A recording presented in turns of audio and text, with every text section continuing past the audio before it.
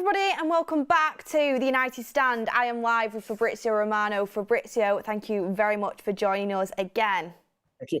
Thank you. Thank you as always. Thanks for the invitation. I want to get straight into it because there's just been some news coming out about Fulham going in for Scott McTominay. Is there any truth in the statement that Fulham have bid £30 million for Scott McTominay? Yeah, still no official bid from what I'm hearing, but Fulham are back in conversations with Manchester United. This is I think the important part of the story, because now the transfer window is coming to an end, and so Fulham are back in conversations after spending almost 10 days silent on that story. They tried with 2 bids already rejected by Man United. Man United always asked for something around 30 million for McTominay. Fulham were around 20, so now they're back in conversations with United. He's one of the favorite options of the manager Marco Silva at Fulham, so the conversation is now ongoing again. There is still interest also from Napoli. Napoli director last week was in England to talk with Manchester United and the agents of McTominay, and what I'm hearing is that McTominay is quite open also to the possibility of moving to Italy, to Serie A, but the real issue here is about the situation of Victor Osimhen. Napoli can only bid on permanent transfer for McTominay in case they sell Victor Osimhen, and at the moment the situation is still not progressing or not advancing for Osimhen to leave Napoli. So they asked for a loan with a buy clause. Man United are obviously not accepting this kind of proposals, so it has to be a permanent transfer and something in the region of 30 million. Napoli are interested, but still no official bid. Fulham back in conversations, and so things could happen around the future of McTominay in the next days. Does it seem likely that he is going to leave Manchester United? I think it's likely, is a possibility. If they receive that proposal, they will also speak to McTominay and tell him that probably is the best opportunity for him to go. And it's not forcing him out, it's just being honest, because obviously in case they sell McTominay, they can bring in one more midfielder, and what they wanted to do since day one of the summer transfer window is to bring in a new midfielder with Ugarte, who's always been the favorite option. So expect Man United to try find a solution for McTominay. Then he's always been a player that they never wanted to force out. So if they have an opportunity it was good for the club and for the player, they are happy to find a solution. Otherwise, he's a player that is still really appreciated by Erik ten Hag, the technical staff, the club. So it's about the opportunity. If someone will arrive like Fulham with 30 million, I think Man United will be ready to also to tell the player that could be the best opportunity for all parties involved. And then in terms of bringing another midfielder in, do Manchester United have to sell, for example, a McTominay or another player in order to be able to bring that other midfielder in that we know that Manchester United are looking at? I think it depends on the midfielder they want to bring in. If they want to bring in the top target they had since day one, so Manuel Ugarte, they need to find one of these two solutions. One is to sell a player. So at the beginning of the window, the idea was to sell Casemiro. That's very clear. But then the big change that happened on the Casemiro story is that he was in the list of Al Ittihad. Then Al Ittihad, at the end of June, completely changed their plans. They changed the president. They had to go with Pioli as new coach, and he changed it, and they go for Laurent Blanc. So everything changed at the club, and also Casemiro was no longer in the list. So this is why the Casemiro option is no longer progressing. And also Manchester United, only way is sell a player if you want to bring in Ugarte, or find a creative formula with Paris Saint-Germain on the financial fair play point of view to find a way and bring Ugarte to United. The player is going crazy to join Manchester United, I can guarantee that. He wants to go to Man United. He has an agreement on personal terms already. It was 2-3 days after signing Lenny Joro, so imagine end of July. He's almost 1 month waiting for Man United. So he's not even part of the project at Paris Saint-Germain because he's not included in the squad. And also Luis Enrique spoke to the player and he told him that he wants to go to Manchester United. So now it's basically about waiting for a solution. Otherwise, Man United can have some backup option to go for a cheaper midfielder, like they spoke several times to the agents of Berge, who can still be an option in case Man United will not be able to bring in Manuel Ugarte. There is Amrabat still available on the market on good conditions, could be a loan with a buy clause, and in that case the player is still keen on rejoining Manchester United. So there are some backup options, but the priority, from what I'm told also today, is still to find a solution for Manuel Ugarte. So Manchester United at the moment, just to kind of to have it clarified, they are waiting and trying their best to get Manuel Ugarte. If they can't figure out a solution, then it's likely that we will go for either Berge or potentially Sofiane Amrabat. Yeah, that kind of player, so a cheaper option in case they can't bring in Manuel Ugarte. But again, today the priority and the idea remains to try find a solution for Ugarte, because at the end of the day they wanted Zirze and they signed Zirze, they wanted Elite and Joro and they signed both of them. Mazraoui was the priority as fullback and they signed him, and so Ugarte would be the perfect way to complete the top targets for the summer transfer window of Man United, and then maybe focus on one more opportunity in the final days. Do you know what fee Burnley want for Sander Berge if Manchester United were to go and get him? I hear there's something in excess of £30 million probably for Sander Berge. So that could be the fee. Then let's see how the negotiations would go, because obviously the player would be super keen on joining Manchester United. So that could also help Man United in negotiations. But we are not yet at that stage of the story. So at the moment it's just an interest. It's just a name they have on the list, a conversation, active conversation with his agents, but not something close to being completed, because it depends on the situation of Manuel Ugarte. And then in terms of another outgoing, Jadon Sancho wasn't part of the Manchester United squad at the weekend. Erik ten Hag very open and honest about why. I seen that you put out a tweet that it's still very open for Jadon Sancho to leave Manchester United. Is there any particular clubs that are in for him, and is it likely that he could leave in the coming days, on the coming week, before the transfer window closes? Is not guaranteed his exit at the moment, so it's still an open situation, but it's also open in the sense that things could happen from what I'm hearing, because his agents have been in touch with Paris Saint-Germain in July, for example, several times, not just one time. So they had several conversations for the possibility of Paris Saint-Germain to bring in one more winger. So Sancho is one of the names they have in the list at PSG, but as of today, they've still not sent an official bid to Manchester United. So conversations with player side, yes, but still no formal proposal to Manchester United. And so let's see what PSG decide to do for the winger position. Then there could be other opportunities, but at the moment, for example, Juventus have always been interested in Sancho, still looking for a winger, but that could be too expensive for Juventus because they are not investing £40 million or 45 on Jadon Sancho. So at the moment, it's complicated for Juve to go for Sancho, but he's always been a player they had in the list. And let's see if some other clubs could try to take this opportunity. But again, what I'm hearing is that things could happen for Sancho, and so I would keep a 60-40 situation for him, 60 to stay, but also 40 to leave for a surprising opportunity like PSG or any other in the final days. It's interesting that Manchester United and PSG haven't thought of potentially maybe doing like a swap deal for Ugarte and Sancho if they're both players that each club wants. I think it's about the valuation, that's the point. I think Man United are not accepting the valuation made by Paris Saint-Germain for Manuel Ugarte. I think this is the real crucial part of the story, and also Paris Saint-Germain probably only want to bring in a winger on a loan deal with a buy clause that might be an obligation under certain conditions. So, they have a difference in valuation, which is a big difference for these two players. And this is also why for the Ugarte story, Man United have been waiting 4, 5, 6 weeks for Paris Saint-Germain. The contact, the beginning of the negotiation was in June. So imagine that they always had this gap in valuation, but then they hope that with the player agreeing on personal terms, pushing to go to United, not being part of PSG plans, because this is an important part of the story. He was not even part of the squad for their opening Ligue 1 game, and it means that the player is really, really pushing to go to Man United. They hope that the value can be reduced and they can find a way for Ugarte. I hope so, because I would really like to bring him to Manchester United. I mean, speaking about wingers like Jadon Sancho, another winger that could potentially be leaving Manchester United is Facundo Pellistri. What's the latest on his move, and how quickly could that be finalised?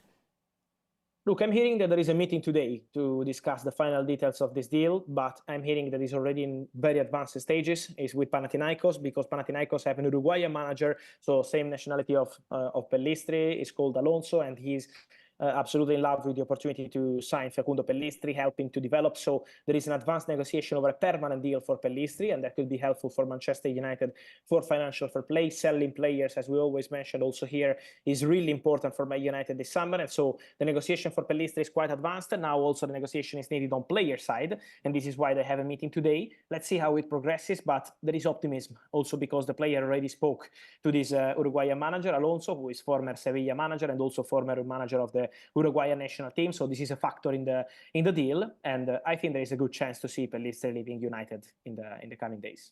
If he does leave, we wish him all the luck. I would say that. I think he's a good player, and hopefully he does well wherever he goes. So thank you for the update on that. And in terms of left backs for Manchester United, this has been like a story that's been going on for so long about a left back coming to Manchester United. Obviously, we saw Mazraoui at the weekend, and he was brilliant on his debut for Manchester United. Left back still an area that we probably do need to reinforce. There's been a lot of talk about Ferdi Kadıoğlu from Fenerbahce, potentially going to Brighton, but also could be a Manchester United target. Is he someone that Manchester United are looking at? Look, I think this is not going to happen for a reason, that he's really expensive player. So Fenerbahce are only letting him go for something around 30-35 million euros. And I don't see Manchester United investing that money on the left-back position this summer.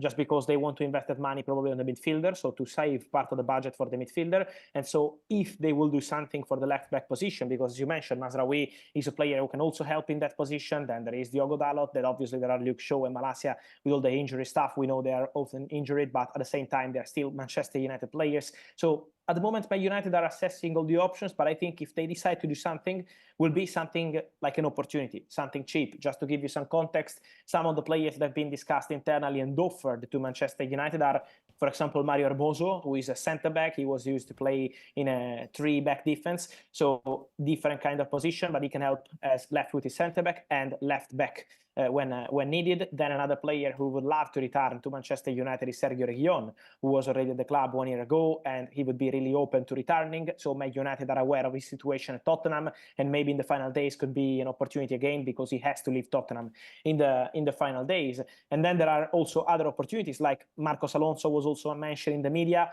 He was discussed as an opportunity offered to Man United, but still nothing really concrete or advanced. So they have some names on the list, on the table, but I think it's just in the final days when they will decide whether they want to do something on that position or not, and also how they see Mazraoui in training, because Ten Hag obviously knows him very well and knows that he can also cover that position very well. And Ben Chilwell, nothing on that, is there? For Manchester United. Ben Chilwell as well. There was talks of Ben Chilwell. At the moment, I don't have this one. I don't want this one. I also heard the stories, but what I'm hearing is that Chelsea are still looking for a permanent transfer, and I don't think Man United will go for a permanent transfer of that caliber in terms of how good is the player. So I think Man United will decide to go for something more like an alternative, an opportunity. Yeah, it will be interesting to see how we move on that position, because obviously Manchester United, we're looking at a left back, also a left-sided centre-back as well. We've not managed to get either of them in, and we've got some other good positions in, but not either of them. I mean, there was rumours that Liverpool are bidding for Jarrad Branthwaite, which was obviously a big Manchester United target. Are Liverpool planning to move for Jarrad Branthwaite, and is there any chance Manchester United could maybe come back in at the final minute before the transfer window closes? I don't think Manchester United will sign one more centre-back, also because for Branthwaite, what was the message of Everton has always been, it has to be a fee similar to all the big centre-backs who've been on the market in the recent years, like Maguire, Fofana and Guardiola and all the others. So I don't think Man United, after the league and Euro, will go and spend 70 million or 65 million pounds on Branthwaite. So I don't think it's going to happen. And for Liverpool at the moment, I'm not aware of anything concrete into it. I think there is a good possibility for the player to stay at Everton one more season and then maybe move next summer. But at the moment, the situation is still quiet, and Everton are insisting whoever wants to go and sign the player has to pay something around 70 million pounds for Branthwaite. So it's going to be very difficult. Yeah, I mean, talking about the centre-backs as well for Manchester United, what are the updates around Lindelof's future? He was pictured on a crutch, which a lot of Manchester United fans thought, is that a serious injury? Like, is he potentially now off the market? Is he still likely to leave Manchester United? We heard many things, to be honest. In the recent days was about Fiorentina, then I think it was in July or in June about Fenerbahce and Turkish opportunities. I'm always being told from player side and players camp that all these options were never something concrete or advanced. So Lindelof is not desperate to leave Manchester United. It has to be for a big opportunity, a big club. He was in the list of Atletico Madrid, Inter and several other clubs in the last 2-3 years. For example, 6 months ago, 1 year ago, he had many of these possibilities, and Man United never wanted to let him go. Ten Hag always wanted to keep him in the squad. So now Lindelof, with 1 year left on his contract, is not going to accept something that is not 100% what he really wants. Otherwise, in January, he can be free to sign with any club in the world. So this is why Lindelof will take his time. He's not desperate to leave. In case there is a good opportunity, an important club, he will consider that. Otherwise, I don't think Lindelof will 100% leave United. It has to be a really good opportunity. So there's a lot of potential that he could leave Manchester United on a free transfer next season? I think that's a really concrete possibility, yes. Unless a big club arrives in the final days, I think that's a possibility, or maybe in the January transfer window. And then Harry Maguire, is he looking like he's set to stay at Manchester United as well? Obviously, a really big performance from him at the weekend too.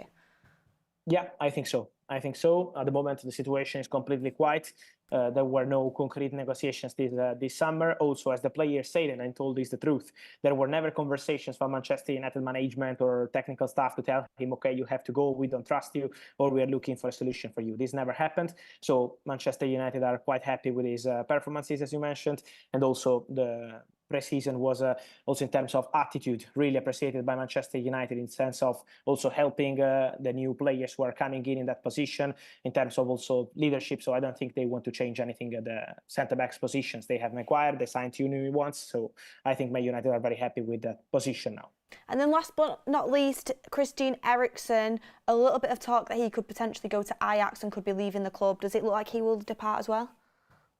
I think there could be a possibility if they sign a new midfielder. So, as we say, Ugarte or any other, I think in the final day something could happen for Eriksen. As of today, Man United guarantee that they've not received any official proposal from any club for Eriksen. So there is still not a concrete negotiation. But in case a new midfielder joins, and let's see what happens then with McTominay and all the other situations. So there is also, in terms of number of players they have in the midfield, they will have to assess the situation. But I think it's a situation we have to keep open till the final days of the window, because it will depend on what Man United will do in the midfield.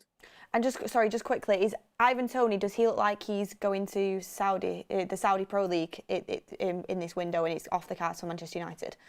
The negotiation is with Saudi, yeah. So he was left out yesterday because there is a concrete negotiation with Al Ahly, and so they are still in talks, still in negotiations. The first bid was rejected, but the negotiation is still ongoing, I'm told, and so Saudi is a concrete possibility for him, yes. Thank you very much, Fabrizio. We really do thank you for bringing us all the updates throughout the transfer window. It's nearly to a close. I'm sure you're going to be very busy in the last couple of weeks, but yeah, we'll hopefully see you again soon. And thank you for coming on as always. Thank you, and see you soon. Thanks as always. See you soon. Ciao, Bye. ciao. Well, everybody, that was Fabrizio Romano with all the latest Manchester United news and transfer news. And thank you, everybody, for getting your chats in, and everybody who is supporting the show, and hit a like on the video as well.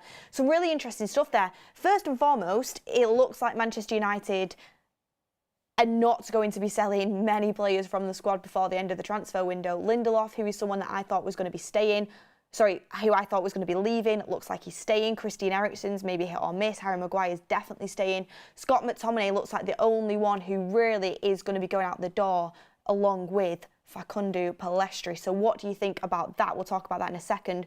Scott McTominay, basically, Fabrizio Romano was saying there, which I think is the right move from Manchester United, is if a good offer comes in for Scott McTominay, which it looks like it's going to from Fulham or Napoli, if they manage to sell Victor Osimhen, Manchester United will take Scott McTominay to one side and basically say, I feel like this is the best opportunity for you, because you're probably not going to have as much game time at Manchester United, and we could really do with the money to bring in the midfielder that we want, that we see is going to have the game time. So interesting stuff. Scott McTominay could well be leaving Manchester United. I never actually thought he was going to end up leaving, but it really does look like it's close now. Will it be Fulham? Will it be Napoli? Or will a surprise club come in from at the end? I heard Crystal Palace potentially were going to be interested as well. Don't know how true that is. So, I mean, Manuel Ugarte as well, we can talk about him, how possible it is it to bring him into the club. Manuel Ugarte, for me, is someone we have to bring in, which means we have to sell Scott McTominay.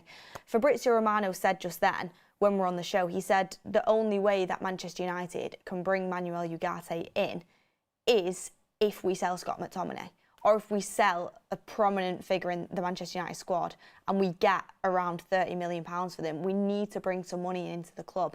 Manchester United have to do that, or PSG will back down and offer way lower terms for Manuel Ugarte, which it doesn't seem like they're doing. So this Manuel Ugarte deal, basically, now it is confirmed to us, rests on the sale of Scott McTominay, because nobody else in the Manchester United squad is going to be going for a decent chunk of money. Scott McTominay is basically Ineos's only hope of bringing in Manuel Ugarte, which I think is a super, super, super important signing. I mean, we saw that in the Fulham game. Speaking of Fulham, a team that Scott McTominay might be going to. I mean, you have Casemiro and you have Mainu, but who have you got on who can replace both of them players?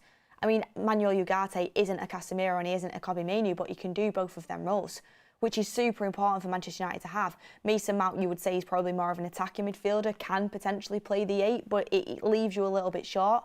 We know Christian Eriksen can't really do that role. He's not got the legs. So it's super important that we bring someone of that nature and of that calibre to come into Manchester United over a long season where we're going to be playing in multiple multiple competitions. So Ugarte, for me, it's a tricky one. We've got to keep an eye on Scott McTominay, and that's a deal we really have to get done.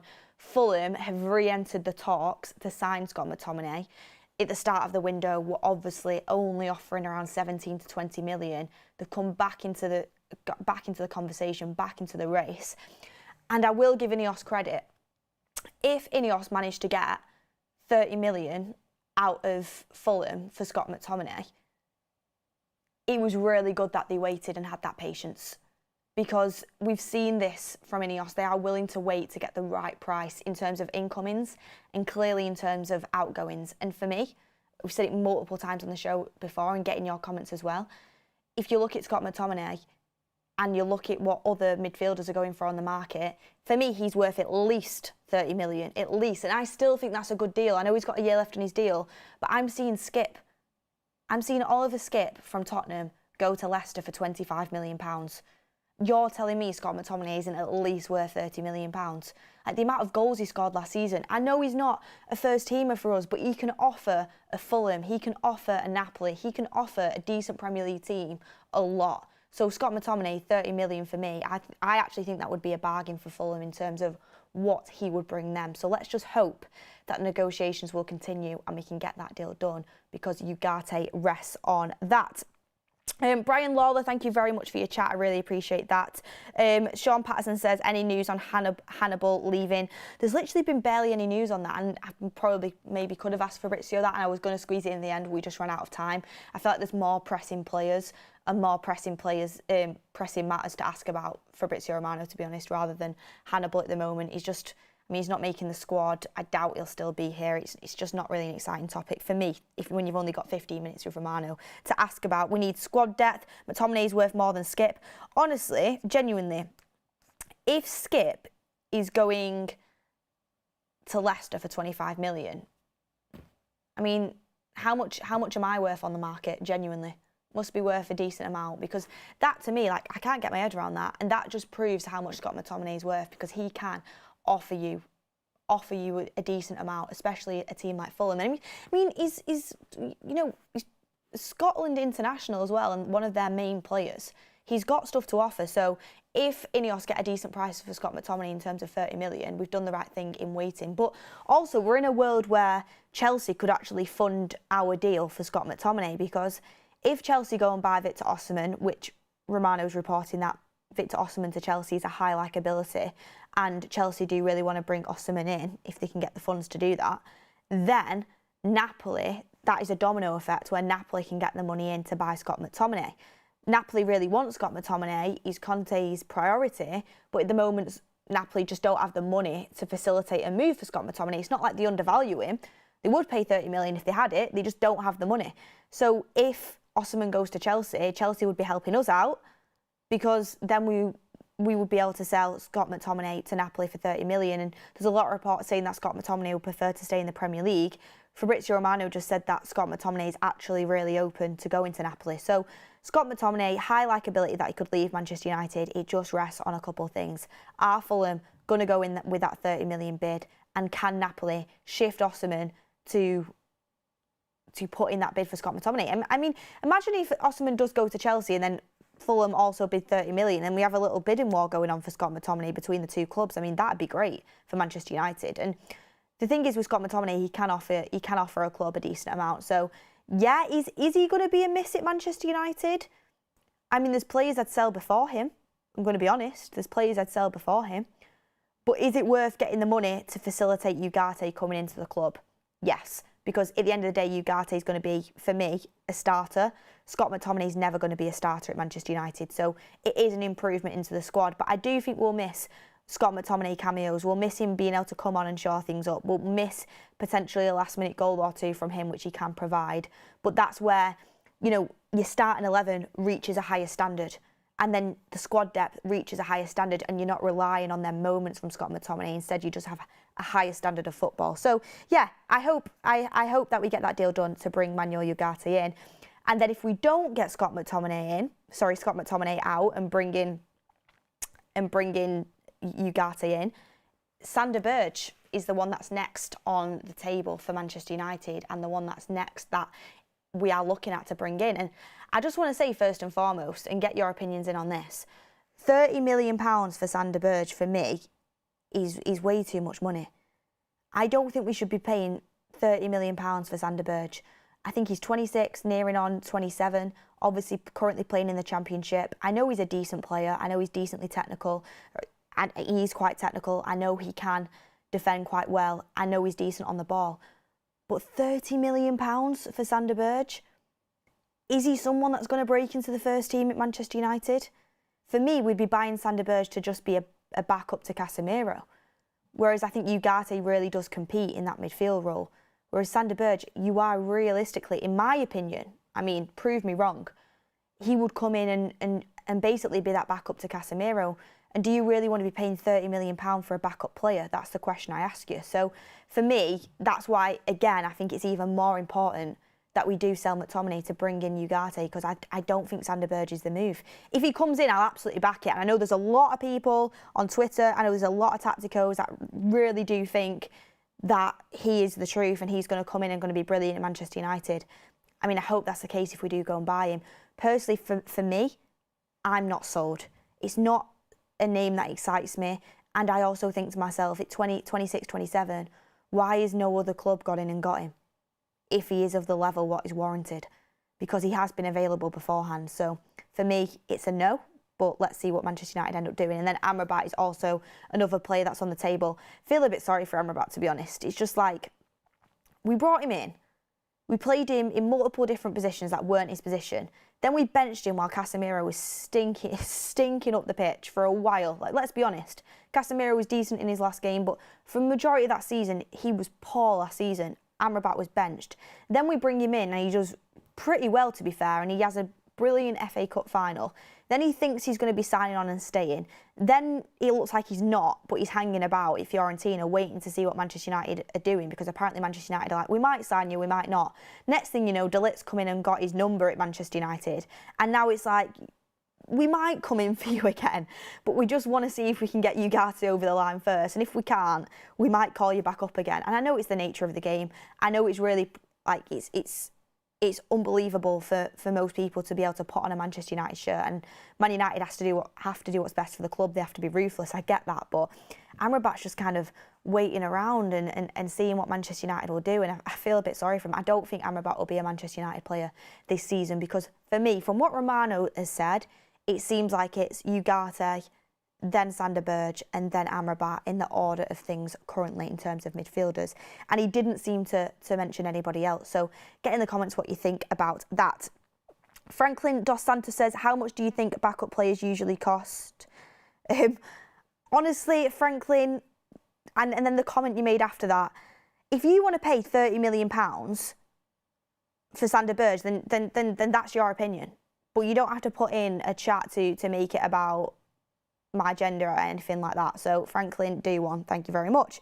Orhan says, are you not excited for Kadioglu as a potential transfer? I mean, Kadioglu looks really nice. He looks like a really good player.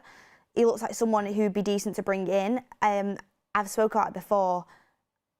My brother was speaking about him. He's watched him quite a bit and he really does rate him. And it was getting me excited when we're talking about it and talking about what he could potentially bring for Manchester United. Technically good on the ball, at a really good age. I know he can play both sides.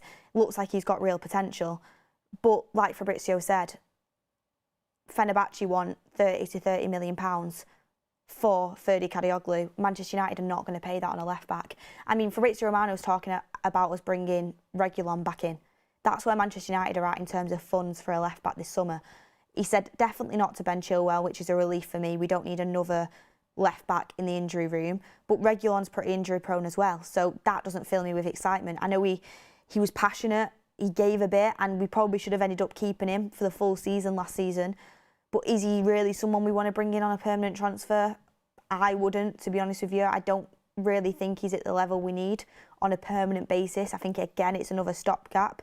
And then we spoke about Marcos Alonso. It's just, that to me is just absolutely crazy that Manchester United could even be weighing up Alonso to bring in. It's an absolute no from me. So in terms of left-backs, it doesn't look very promising this transfer window, and it looks like it's going to be something we miss out on. And again, I know we can't have everything because of financial fair play. I get that. I 100% get that. but not bringing in a left back, in my opinion, is a mistake. It's a mistake. We've seen how poor we were in terms of squad depth in the left back position last season. It massively hindered us, the fact we didn't have a left back all season. The first mistake was not having Reguilon for the full season. We should have, because we were, past January, it was a disaster. We had no left backs available, barely ever. I mean, ever. We didn't really, because Luke Shaw wasn't available, was he? So we didn't have a left back available.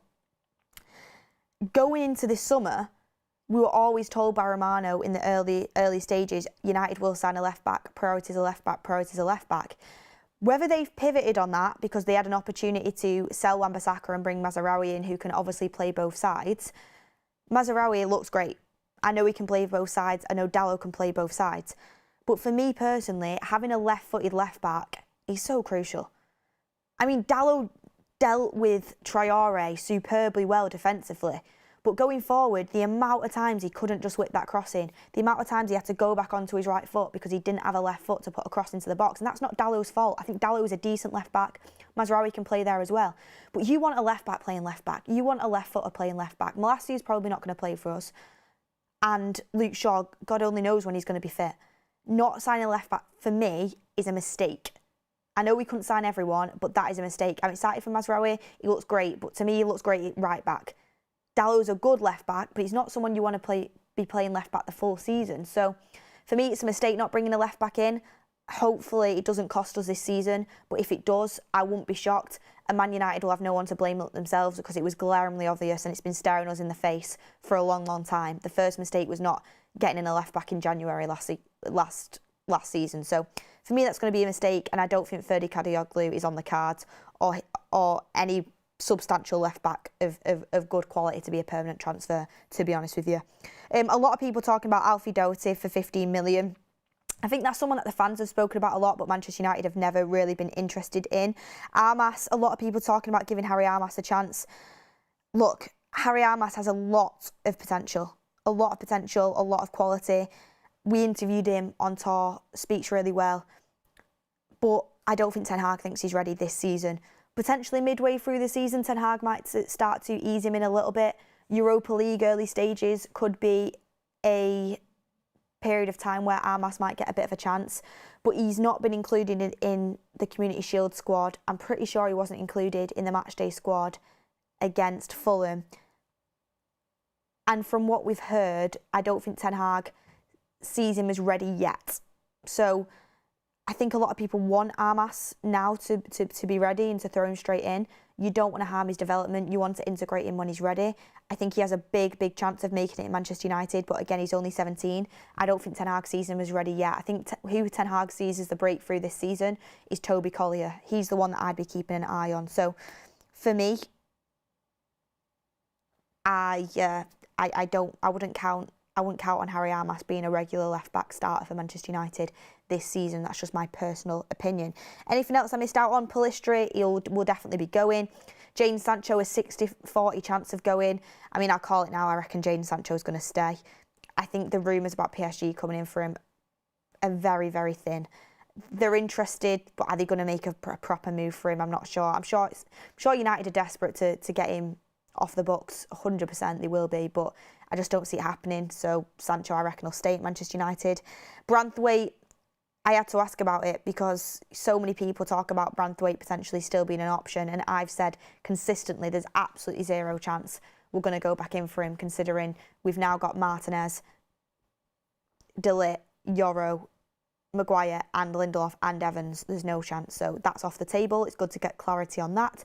But I think the good clarity is for Manchester United as well. It doesn't look like we're going to be losing out to Liverpool, because it doesn't seem like Liverpool are actually going to get the Branthwaite deal over the line this summer. A lot of people talking about the Sander Berge stuff again. I mean, if you guys really rate Sander Berge and want to pay 30 million for him, then, you know, like, go for it. Go for it. If you've seen that, that's your opinion. That is 100% your opinion. You can do that. For me personally, I don't think Sander Berge is worth 30 million based off what I've seen. I've not seen absolutely tons though. I might be wrong. You know, I'm not claiming to be a footballing expert. Would I rather go for Ugarte based off what I've seen? I'll admit I've probably seen more of Ugarte. Yes, I would. That's just my feeling around what Manchester United need and what is going to be best for Manchester United going into this season. Sander Berge, if it was like £15 million, I'd definitely be looking at that and considering it. 30 million, I think, is a bit much. Maruki says, what is up with Kadioglu? We've just spoken about that. Joe Anchors, thank you for your super chat. And GP says, I'm not even reading that. GP, thanks for your super chat, but I'm not risking. Again, when people put weird names in, it scares me because I've read so many things out before and I got caught out big time the past month. It got clipped up, it went everywhere. I still have people sending it to me to this day. I have people sending it to me on Twitter every day. I have people sending it to me on TikTok. So I can't risk being clipped up saying some weird name again, but I'll look at it afterwards and see if I would have actually been baited by that. But look, thank you everyone for watching. Thank you to Fabrizio Romano for coming on the show. A great interview as per usual from him. What will Manchester United do in the last few weeks of the transfer window? That is the question I ask you guys. And what would you want? What would you expect? One thing I will say is this interview has lowered my expectations of what to expect from Manchester United in the last couple of weeks of the transfer window. We keep getting told, you know what, Manchester United could, we could have quite a few more incomings coming in, quite a few more outgoings. Lindelof's not going to go. He's going to go on a free transfer. Do you blame him? I mean, he's probably not going to get much game time this season, but would you rather go to Fiorentina this summer for a little fee or get a nice signing on fee and have your pick of clubs on a free transfer next year? That's probably what Lindelof's going to do. Maguire's definitely staying. We've had nothing on Hannibal yet. It looks like Sancho's probably definitely staying.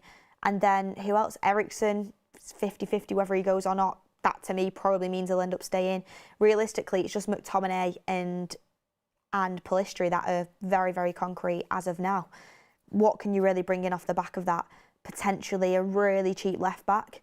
And then I would say Ugarte. For me personally, I'm at the point now, if we get Ugarte over the line, I'll be happy and I won't really keep pushing. I will always say I think it's a mistake not signing a left back. But if we get Ugarte over the line, I'll be happy. We've had quite a decent transfer window and I'm excited to see how the transfers and the signings that we've brought in do, because I think we've done pretty well in terms of positions and prices. Not perfect, but decently well, and I'm excited for how this season's going to go. But look, everyone, thank you very much for watching. Stay tuned. Any breaking news, we could bring it to you. Scott McTominay and Pellistri, definitely keep your eye on that. Ugarte as well, as per usual. Keep a watch out, because that could accelerate any time. Looks like we'll need to get the McTominay thing sorted first, but you never know. Thanks for watching, everyone, and we will see you on the next one.